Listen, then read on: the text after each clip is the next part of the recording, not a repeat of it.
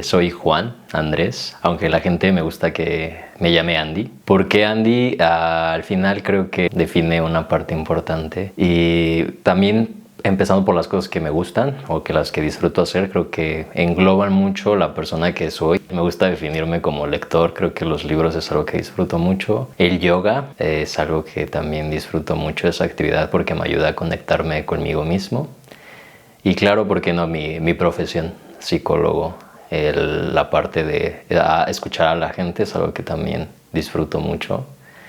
Y futuro tanatólogo, estoy en proceso de convertirme y acompañar a la gente, entonces desde esa parte de la tanatología.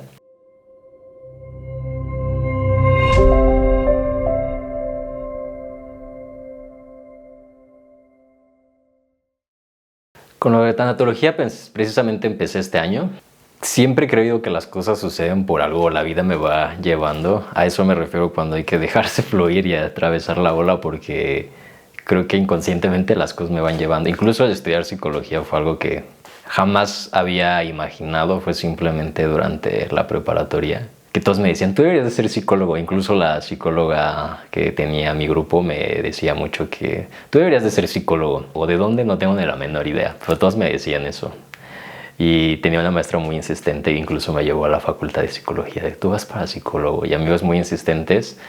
Y cuando entré al propedéutico me enamoré de la carrera. Todavía inclusive en la ficha lo dudé mucho de si será esta la carrera que quiero, pero dije, bueno, vamos a aventarnos un volado a ver qué pasa. Y ahí lo confirmé, y lo de tanatología surgió como una invitación de un amigo, y precisamente también por el dedicarme a ser psicólogo me llevó a entender que hay mucha gente que quiere ser acompañada o que no tiene los espacios para poder ser escuchada, o incluso sí, pero a veces siendo juzgada, ¿no? O con comentarios que a lo mejor no es lo que necesitan en ese momento. Entonces quería acompañar desde esa parte que es bien difícil, que es desde la muerte y el duelo. Lo he disfrutado bastante. Es integrar las cosas desde otro punto de vista, desde el no juzgar, desde, ¿no? Siempre cuando las personas las vemos en un momento vulnerable, creo que proyectas muchas veces tu ansiedad de no ver al otro mal, de si lo ves llorando y quieres decir palabras de aliento y uno no sabe cómo acompañar. Y realmente acompañar no se necesita hacer mucho, simplemente es tener a alguien ahí, al lado en esa misma situación. Por supuesto, nadie puede entender el dolor del otro, pero me ha parecido bastante gratificante, ¿no? El poder estar ahí solamente escuchando es muchas veces lo que las personas necesitan. No necesitan palabras de aliento porque es un proceso personal. Pero es bonito saber que tienes a alguien ahí al lado que se está preocupando por ti y que tiene un deseo genuino de realmente estarte escuchando. El cómo llegué al mundo del yoga también fue algo dictaminado por amigos en común. Tengo una amiga que me gusta mucho contar esa historia porque una vez la vi bailando y me llamó mucho la atención el baile que ella practicaba, que es tahitiano. Pero yo era una persona muy arrítmica y una tabla, y ella me dijo, yo te voy a enseñar a bailar y vas a ver que conmigo vas a poder aprender a bailar. Y sí, realmente me enseñó a soltarme en todos los aspectos, no solamente en el cuerpo, sino también en la personalidad y en el poder proyectarme a través del cuerpo, y eso fue algo que aprendí, me gustó mucho, que uno puede también proyectarse a través de su cuerpo, que puede contar historias, que básicamente eso es lo que hace el tahitiano. A través del baile, la canción va diciendo palabras, obviamente, pero van contando una historia y tú a través del cuerpo vas contando la historia con los movimientos que haces con tus manos para simular una historia y a través del movimiento del cuerpo. Y me gustó tanto eso, y ella también hacía yoga, que me dijo, te voy a invitar a hacer yoga donde yo voy. Y también fue una forma de escuchar el cuerpo, de ir hacia sí mismo. Y creo que ir a terapia es una forma de ir hacia sí mismo, escucharse, pero ahí no hay ruido, ¿no? O sea, nadie te está preguntando ni nada, simplemente es tú dedicarte a estar sin hacer nada, solamente escuchar el cuerpo, y con posturas que a veces son complicadas, y entonces es poner la atención en cómo estás sintiendo las sensaciones, y me parece que es un buen viaje de introspección, que muchas veces yo no escuchaba antes a mi cuerpo, pero sí te hace un poco más sensible a lo que estás pasando, a lo que estás sintiendo, porque el cuerpo es de las primeras cosas que he visto en mi caso que reacciona cuando algo le está incomodando, algo le está doliendo. Siempre hay una sensación física que lo acompaña al dolor emocional. Y me ha ayudado y el por qué seguí fue porque, y de hecho quiero transmitir esa misma paz que me hizo sentir el yoga. El estar ahí solo, acostado, respirando, me hizo ver la vida muy distinto, porque dije, no se necesita hacer nada, solamente estar aquí, en ese momento, sentado, respirando. Todo se va por un momento.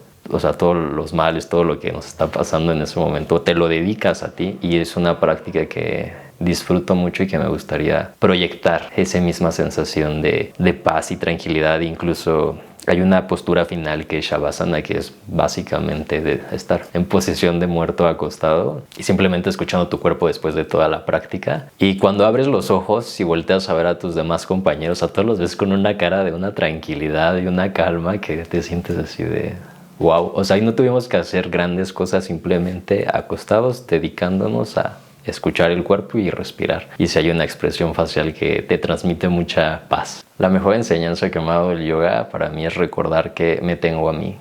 De hecho, incluso tengo un tatuaje en conmemoración de eso, que es algo que olvidé mucho tiempo, que es, pues, me tengo a mí, mi cuerpo, ¿no? Y me recordó que yo puedo hacer las cosas, ¿no? O sea, que tengo este cuerpo que me permite hacer muchas cosas, y antes era algo como que no valoraba. Entonces me hizo valorar a mi cuerpo. A veces estamos más enfocados, o yo estaba también muy enfocado a lo que había afuera, en vez de hacer el viaje interno, que cuando haces uno se avienta ese viaje interno de trabajar en que tu mente no sea un lugar hostil, puedes ver la vida a través de otra forma muy, muy distinta.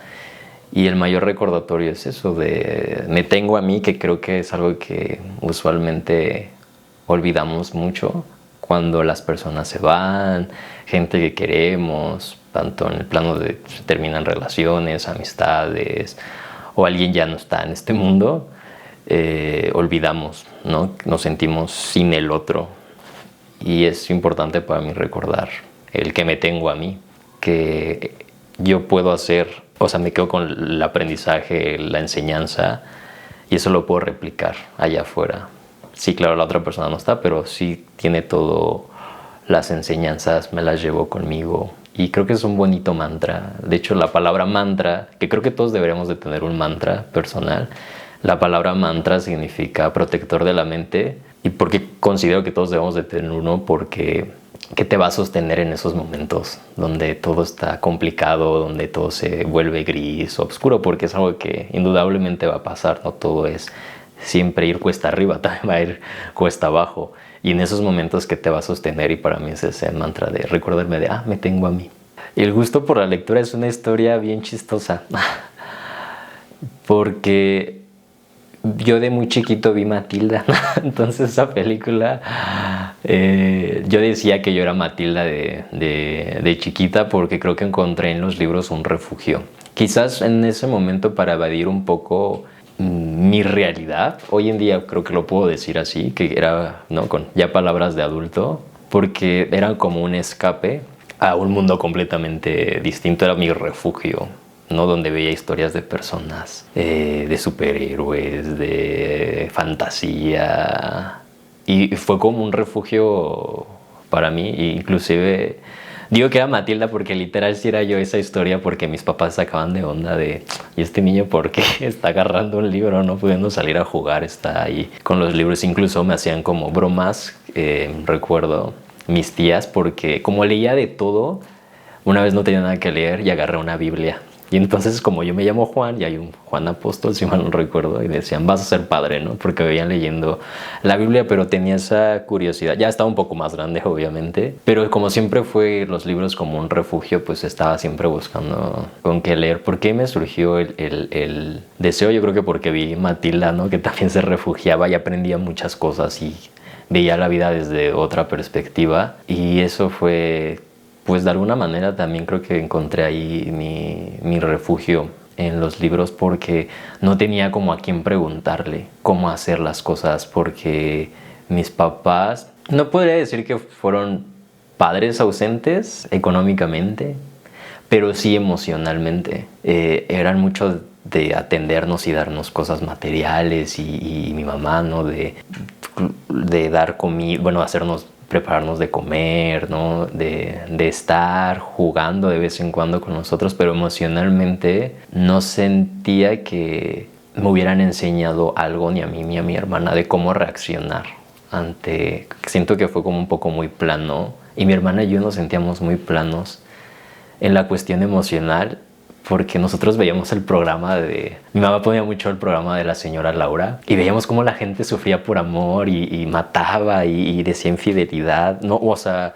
cómo la gente se reaccionaba ante el amor, ¿no? Ante el despecho, ante la infidelidad, cómo eran reacciones de dolor, ¿no? Y sufríamos. Y mi hermana y yo decíamos, ¿qué se sentirá eso? O sea, y es súper extraño tener ese sentimiento de quien se pregunta eso, ¿qué se sentirá tener amor? Y era algo que mi hermana también decía, ¿por qué reaccionan así? Y entonces nos parecía como algo muy ajeno a los dos. Como que en esa parte no éramos personas que demostrábamos el cariño a través de abrazos, por eso me refiero a que éramos un poco planos.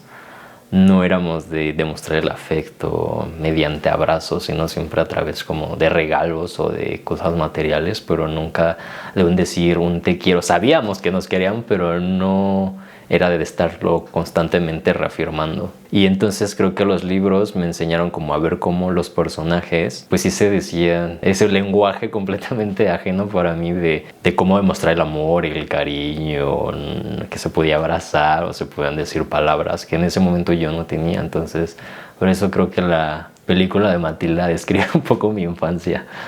Tuve una buena infancia, pero fue un poco, creo que con muchos altibajos, precisamente porque no tenía esta parte de afecto emocional por parte de mis papás. Siempre se dedican como a proveer, ¿no? Las necesidades, no nos faltaba nada, me dieron lo que me pudieron dar, lo que queríamos pues sí me lo daban en cuestión como de regalos, útiles, y teníamos una casa con alberca y ahí aprendí a nadar, y creo que eso define un poco cómo iba a ser mi infancia, porque como me sentía plano en la cuestión emocional, yo sufrí bullying durante la primaria y creo que eso define un poco, porque mis papás creo que tampoco sabían cómo reaccionar y me decían, pues regrésales el golpe y sé violento. Básicamente creo que esa era la idea, pero algo a mí me detenía. Yo siempre tuve como un repele a la violencia y eso viene de mi papá. Mi papá es una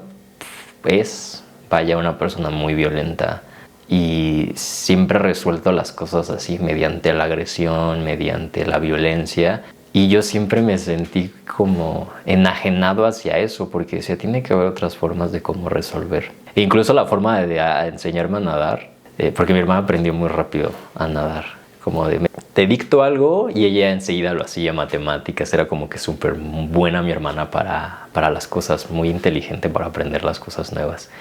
Y yo no, a mí me costaba muchísimo más trabajo, y recuerdo que mi hermana nadó así y entonces a mí me avantaban y entonces yo tenía un pánico. Eso para mí fue muy violento, de cómo avientas a alguien, pero curiosamente, inconscientemente así aprendí a nadar. Un día estaba ahí, no había absolutamente nadie en mi casa y yo no sabía nadar, y ya todas las personas habían tratado de enseñarme a nadar de todas las maneras posibles, y me gusta utilizar esa metáfora hoy en día de grande, porque me aventé, dije pues tengo que salir.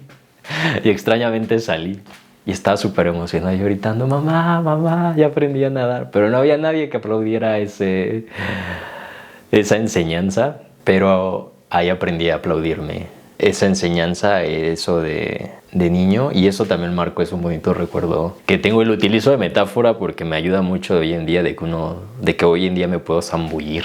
Algo puede pasar, ¿no? O sea, puedo, como esa vez de niño, salir a flote, ¿no? Ante las circunstancias, porque nada está seguro en esta vida, creo que nada es seguro.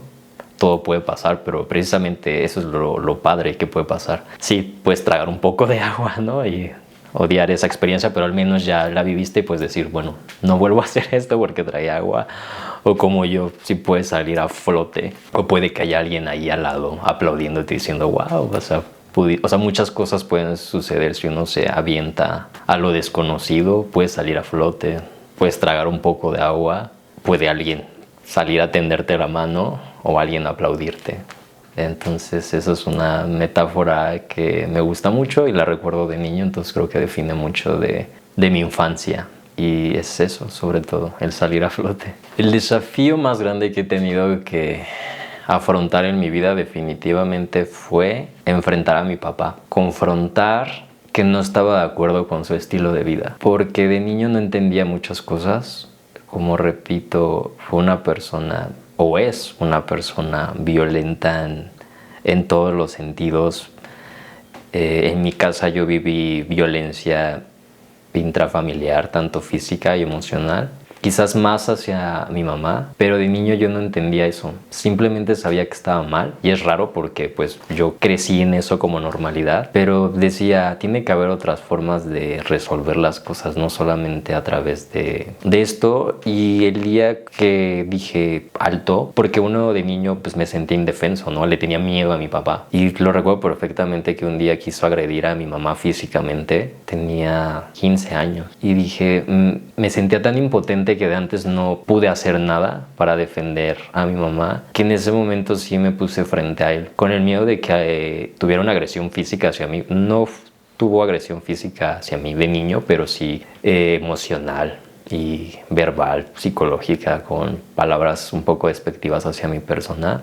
Y recuerdo ponerme frente a ellos dos en el medio y decirle, no, basta. Y me aventó una mirada así de impotencia también, y yo con todo el miedo, pero no sé cómo me paré firme ante él y dije, no. Porque en ese momento me sentí con la fortaleza y dije, yo no estoy de acuerdo con esto. No me hizo nada mi papá y se fue. Y a raíz de eso empecé a defender a mi mamá cada vez que él quería acercarse a agredir físicamente. Y fue muy impactante para mí porque de alguna manera eso inconscientemente creo que manejó aspectos de mi vida, de que en relaciones me di cuenta como de amistad que me rodeaba de algunas personas violentas. Ahora lo sé porque hoy en día no estoy frente a gente que me grite, y cuando escuchaba gritos yo reaccionaba. En el instante que alguien me gritaba, yo reaccionaba. Hoy entiendo que es por parte de mi papá que me gritaba y pum, yo ya tenía como ese chip activado de que era ponerte en modo defensa.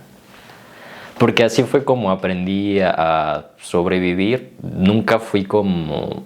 Creo que ahí es donde yo reflejaba la violencia al gritar, ¿no? Nunca fui como... Nunca traté de dañar a otras personas precisamente porque sé el daño que eso puede causar a las personas. Y hoy en día no tengo comunicación con mi papá. Decidí alejarme porque entendí que pues había tomado su decisión, y elegir ese camino pues también es una decisión. Si él encontró la forma de resolver su vida a través de eso, de la violencia, pues está bien, pero yo no quiero formar parte de eso. Y hoy en día en general con ninguna persona prefiero como decir, pues también tengo que respetar, porque antes era yo querer cambiarlo a él, ¿no? Estar, deja de hacer esto, y ya no grites, y ya no maldigas, ya no golpees a la gente para resolver problemas, porque era una persona que se golpeaba con... Era la forma de resolver, había un problema y golpear. Y respetar esa decisión creo que me liberó mucho. Decir, bueno, tomó su decisión, pero yo también puedo tomar la decisión de no tener nada que ver con eso, porque de eso ya tuve mucho durante muchos años. Y en general con las personas es, te quiero mucho, pero prefiero no formar parte de la gente, porque hay de conductas violentas a conductas violentas. Claro que todos podemos lastimar, pero también está esto padre que es que podemos reparar, y hay gente que no repara.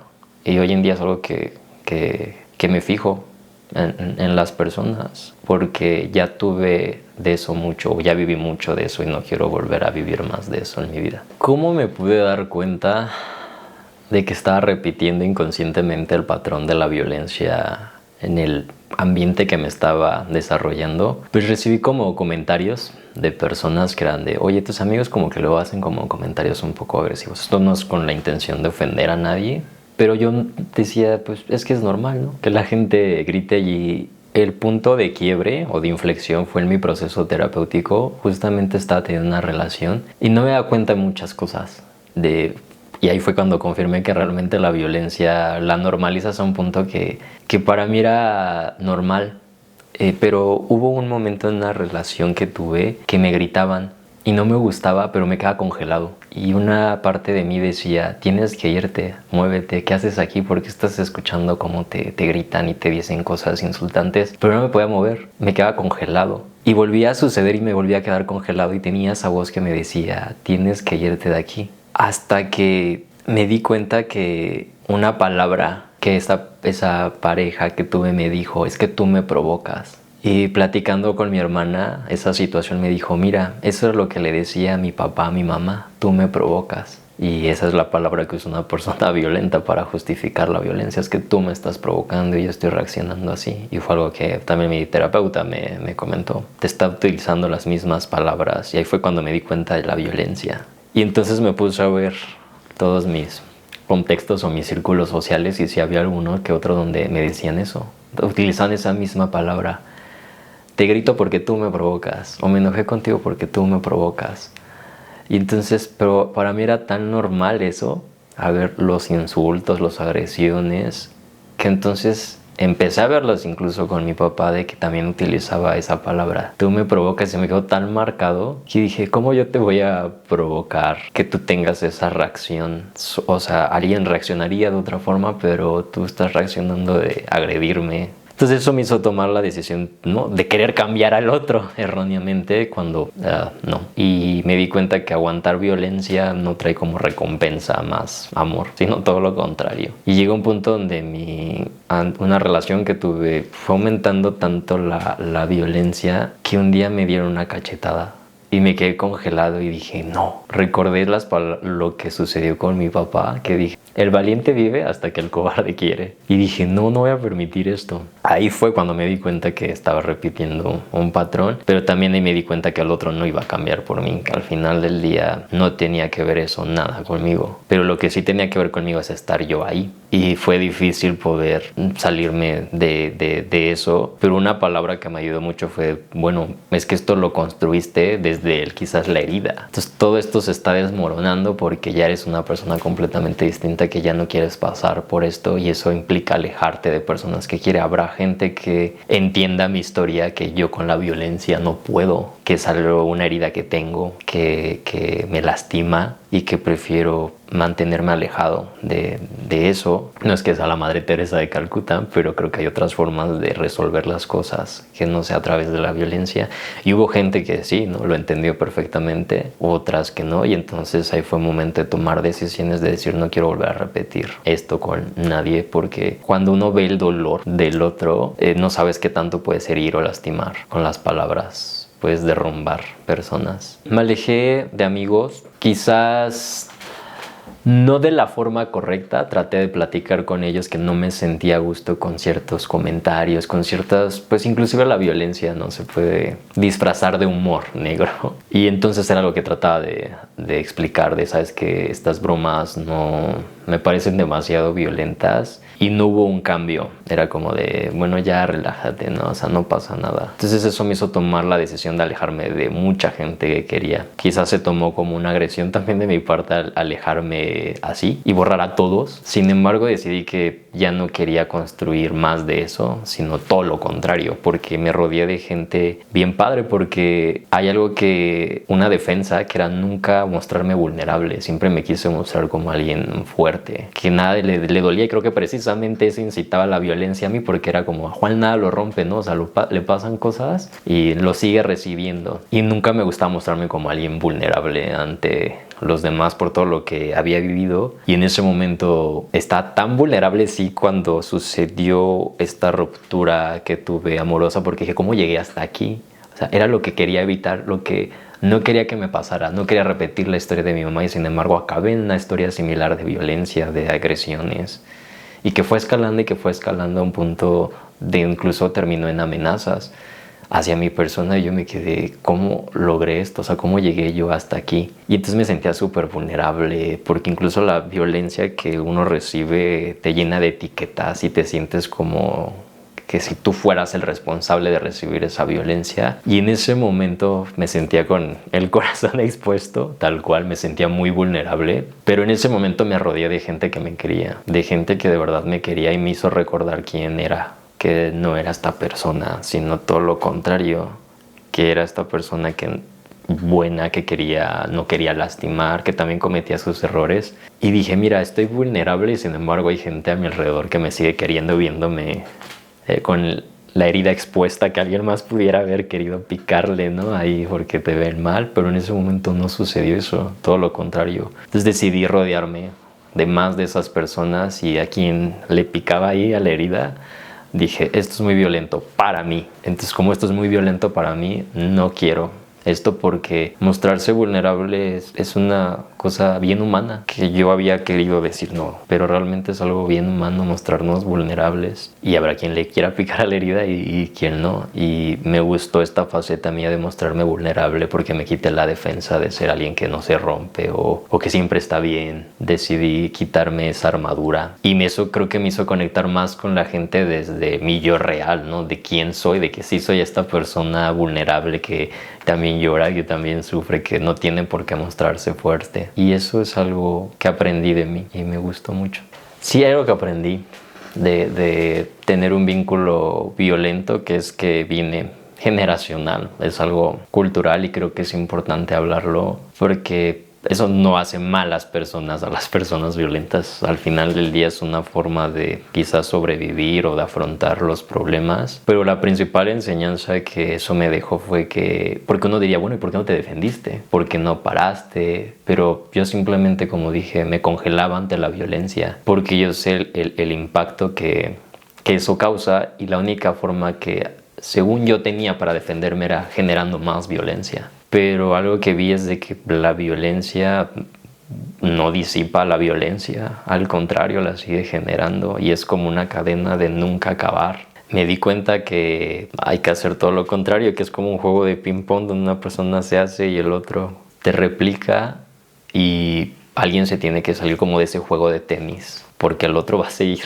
Va a seguir y va a seguir y va a seguir. Y entonces uno puede no disipar esa violencia, sino decir, no quiero esto, consíguete a alguien más para seguir practicando esto, yo me voy. Eso creo que es lo que aprendí, que no tenía que...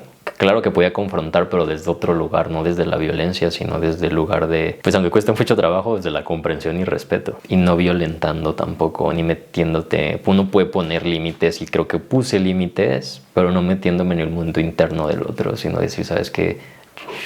Yo no puedo con esto, no me gusta, y si no estás dispuesto a cambiar esto conmigo, pues decido mejor irme. Porque eso es lo bonito de ser adulto, que uno puede construir allá afuera los vínculos que desea, que no se tiene que repetir la historia. ¿Cuál es el momento más feliz que recuerdo?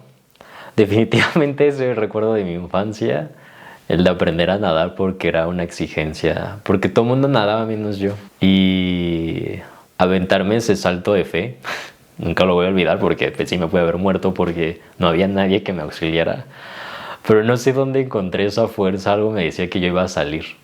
Entonces corrí con toda la fuerza tratando de llegar a la punta. Evidentemente no llegué a la orilla, entonces caí al agua. Pero en ese momento dije, wow, salí, y fue como bonito, ¿no? Aprender esa sensación de estar en el agua nadando es uno de los momentos más felices que tengo. Uno de los momentos clave de mi vida, y que también recuerdo con mucho orgullo, era salir del closet, y eso lo hice hasta la universidad, y afortunadamente estuve rodeado de mucha gente comprensiva, porque era algo que tenía mucho miedo. Ni siquiera, o sea, muy en el fondo creo que lo sabía, pero me daba miedo mostrarme tal cual. Y recuerdo precisamente que estaba rodeado de un montón de personas, y para ese entonces ya tenía un novio, mi primer novio, y me besó enfrente de todos en una fiesta, y yo me quedé, ¿qué van a decir? ¿No? Ahorita van a salir los comentarios negativos, las burlas. Y no fue eso, fue todo lo contrario. Fueron mensajes de felicitaciones, de qué bonito se ve, ¿no? Felicidades, qué padre. O sea, oí personas tomándolo con una normalidad como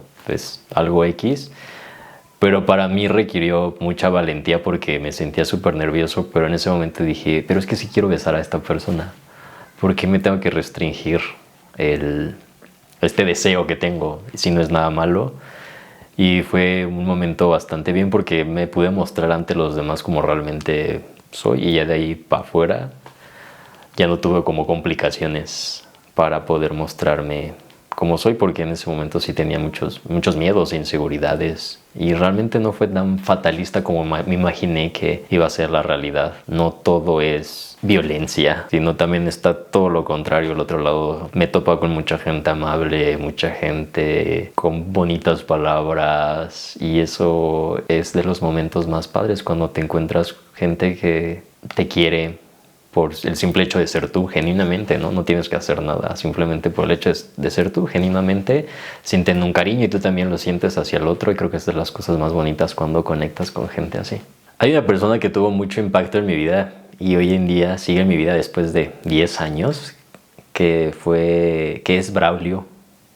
Lo conocí en la facultad y fue una persona que me acompañó mucho con la parte de poder mostrar mi homosexualidad ante la vida. Lo digo así porque yo era muy miedoso para mostrar y pensaba que toda la gente me iba a atacar, ¿no? O me iba a hacer burlas o comentarios feos, pero él siempre estuvo ahí acompañándome en momentos difíciles. Incluso hoy en día, después de 10 años, ahí sigue. Y de hecho fue una de las personas con las que acudí en un momento que me sentía muy vulnerable. Y recuerdo una pregunta que yo le hice. Le dije, ¿en verdad soy esta persona tan mala que me hicieron pensar? Quien me estaba violentando en ese momento. O sea, de que yo soy el que provoca. Y dije, ¿tú me conoces? Y me dijo, no, yo te conozco y sé que no eres nada de eso. Y es una persona que quiero mucho porque precisamente me acompañó.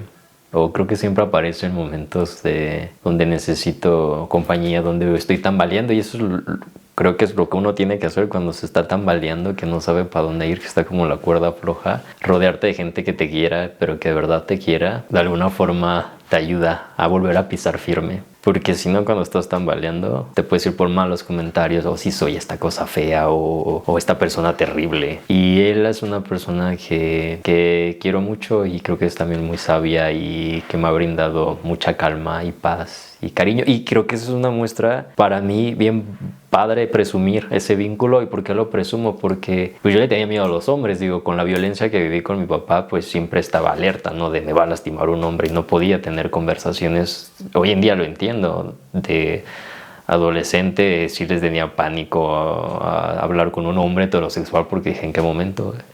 Pero curiosamente uno atrae a lo que le tiene miedo, porque mucha gente le gustaba hablarme.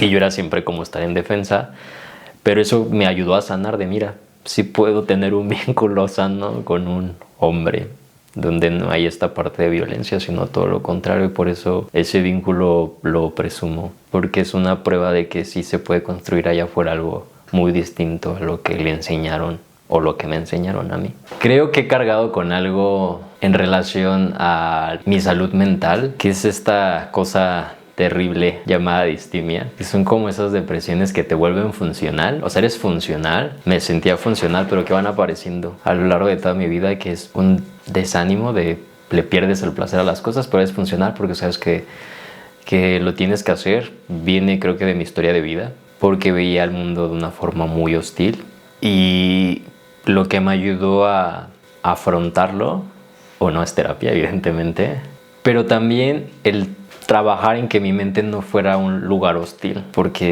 y cómo lo conseguí o cómo lo logré fue a través de tal cual el yoga y la meditación. Me ayudó muchísimo más en ese tema que la misma terapia, porque eso me ayudó a trabajar como entender o escuchar el flujo de mis pensamientos, hacia dónde se dirigían, y me di cuenta que ver la vida desde ese lugar pues es una forma muy cruel de ver la vida, que también hay cosas bien padres y bien bonitas. Y eso es lo que me ha ayudado a seguir, que en ese momento escuchar el cuerpo es como de, oye, hay un mensaje aquí que tienes que escuchar, porque es un momento donde puedo estar en calma mientras estoy con el yoga, porque solamente se trata en ese momento de mí escuchar a mi cuerpo.